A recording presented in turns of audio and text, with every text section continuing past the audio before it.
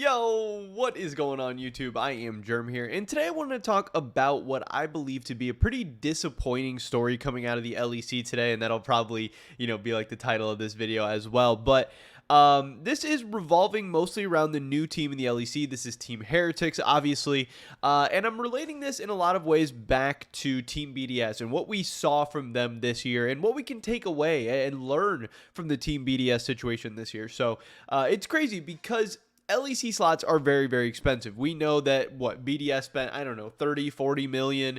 Heretics spent in the same range of 30 to 40 million on this Misfit slot, at least reportedly. And I think they're only getting like 80% of the slot or whatever, but they're still spending the 30 to 40 million, meaning the slot might be valued closer to 40 to 50 million or whatever. So these teams spend a lot of money on these slots, and it's a crazy, crazy amount of money. It's really hard for teams to even get their hands on this money in the first place. But point being, you're spending that much money. You're spending all of that money on a slot in the first place. And then you look at like what BDS this past year, what they did was spend all that money on the slot and then go cheap on their roster. We heard that, hey, the guy who owns BDS, he has a lot of money. Hopefully they're going to come in and be aggressive and balls to the walls in free agency. And, maybe they're going to get Reckless. Maybe they're going to get Perks. Like, who are they going to get to, be their franchise player or whatever? And they did none of that. The franchise player ended up being, I don't know, Nuclear Int, Adam, I guess. I don't even know. But they went out and spent a little bit on grabs. I'm sure he wasn't like the cheapest coach available or anything like that. But their biggest acquisition from the entire offseason was grabs. Like, that was their biggest pickup. That was their biggest spending.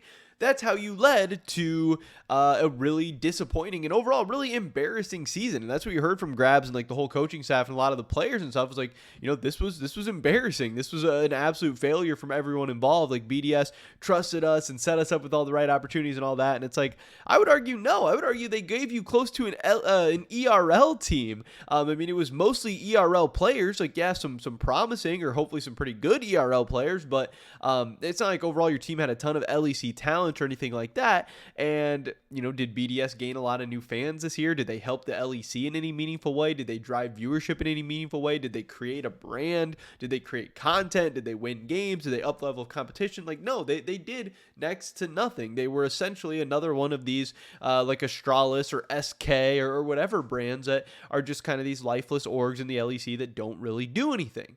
And that's very, very disappointing. And now Heretics coming in to the same situation where we hope they're not going to be the same thing. We hope Heretics can learn from what BDS did and say, wow, if you're going to spend all this money on a slot, yeah, you can buy a super expensive slot and you can just sit on the slot and hope that the LEC does well. Hope the top teams like the G2s and the Fanatics and, the big spending teams continue to carry the league and carry the popularity of the league and that these slots just continue to increase in value. Yeah, that's fine. Or you can be, proactive. And if you're going to spend 50 million, then spending a couple million on your infrastructure and your roster and coaching staff and everything like that to actually have a team to try to build a fan base and actually build a business outside of just an LEC spot. That is the hope. That's the hope to everyone because, it just sucks seeing what BDS did this year. And I hope BDS is going to do different next year. I hope Heretics can do different this year.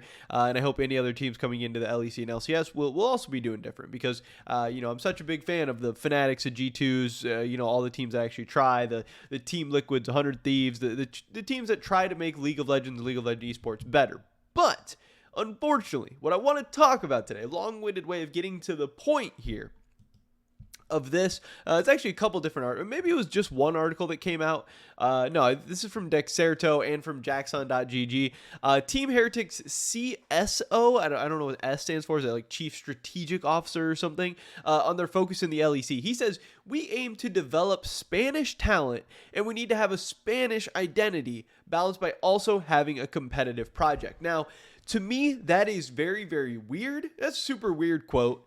Super disappointing thing to say and super concerning thing to have somebody say at the same time. Because it's like, you have a new team coming in. Their number one thing isn't, we want to focus on winning. We want to be competitive. We want to win Worlds. We want to win LEC, anything like that. That's all you hear, like Carlos and G2. That's all they're talking about. Every year, our goal is to win Worlds. We're going to win the LEC, obviously, and then our goal is to win Worlds. That's what we're going to do. Yeah, we're going to try and build a business. Yeah, we're going to try and build fans. We're going to make awesome content. We're going to do all these things, but we're coming into a competitive league, a competitive ecosystem to win. We're going to shoot for the stars. And you have Heretics coming in saying, we're going to be developing Spanish talent. That's their number one goal. It's the first thing they say. That is super, super weird. But why are they saying that? Obviously, they are a Spanish organization. They, I believe, are coming from the Spanish league, but it's super, super funny because if you look at what people are saying, their current team in the Spanish league has 0 Spanish players. I think somebody says down here they have 2 Polish players, a Hungarian player, a Norwegian player, and a Romanian player, coached by a Dutch coach. So obviously in the ERLs, they weren't all about, developing Spanish talent or anything like that. They were aiming to get the best team, and they were aiming to, hopefully win and build a fan base and all that stuff. So why aren't they doing that anymore? Because that's going to be way more expensive in the LEC, and it's going to be way easier to go cheap on Spanish players or whatever the heck players they want. They're setting expectations with the fans. At least it seems like that to me.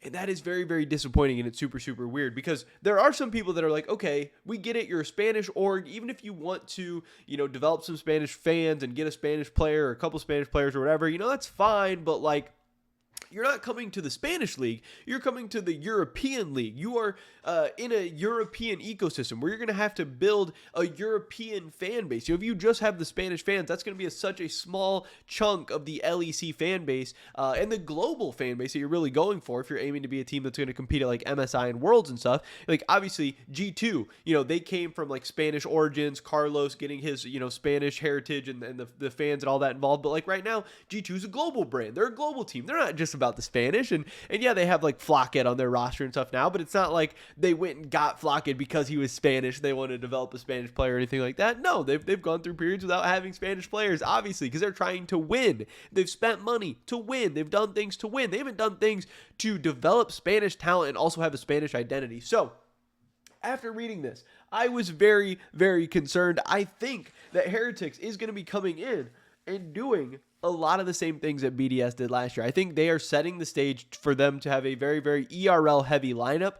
And I don't get it. It doesn't make sense to me. If you're going to spend $40 million or $30 million or 35 or 45 or whatever the heck they end up spending on an LEC slot, why would you then try to spend like under $1 million on your roster? Like that is so strange and so frustrating to me, but it definitely seems and it definitely reads like Heretics is not going to be coming into this offseason as big spenders. It doesn't seem like they're going to be going out and getting any of these big names. Seems like they're going to be going ERL heavy, maybe Spanish heavy. And again, why would they be saying this after they just did a whole split in the ERLs of not having a single Spanish player on their team? That never mattered to them before. That never mattered to their fans before. So now they're going to go for Spanish players, and like, are there even a ton of like high level Spanish prospects out there right now? Like, I don't think so. And it's not like the LEC has a history of like being dominated by Spanish players or anything like that. Like, yeah, there's been a couple good ones, but I don't know. This just seems very, very strange. Very, very weird. There is more articles and stuff you guys can dive into too. This is on Dexerto, where they kind of talk about some of the same stuff. The roster building philosophy. They go into some of these things. Our initial idea is to have the two teams working pretty closely together, talking about their ERL and their LEC team. He says they're not going to have a 10-man roster or anything like that.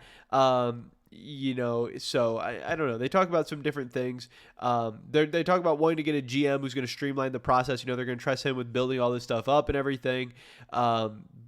But yeah, he says, obviously we want to have the best team possible, but we want to do that sensibly. Again, I think he's kind of setting expectations there that they're not going to be going crazy. They're not going to be going unsensible or anything. He says at the same time, giving opportunities to the Spanish scene is something we'd really love to do and something that's definitely in our mind. So for whatever reason, they keep pushing that Spanish identity and the Spanish players, and it's giving the Spanish talent a chance and all that stuff. So just letting you guys know, as we get closer and closer to the offseason starting for Team Heretics and all these other teams, the LEC and the LCS, there's going to be teams that spend big, that make big moves, that make interesting, exciting moves. And then there's going to be the teams like, BDS of last year, SK of last year, whatever, that just kind of do nothing and then, end up wasting a year of the LEC. And it's just going to suck. And it sucks when we have teams in the ERLs who would come in or orgs that would come in and actually spend money and do exciting things, but those are never the teams that end up with the slots for some reason, which doesn't really make a lot of sense. But I don't know. I was reading this stuff. I was disappointed. I want to get it out to you guys.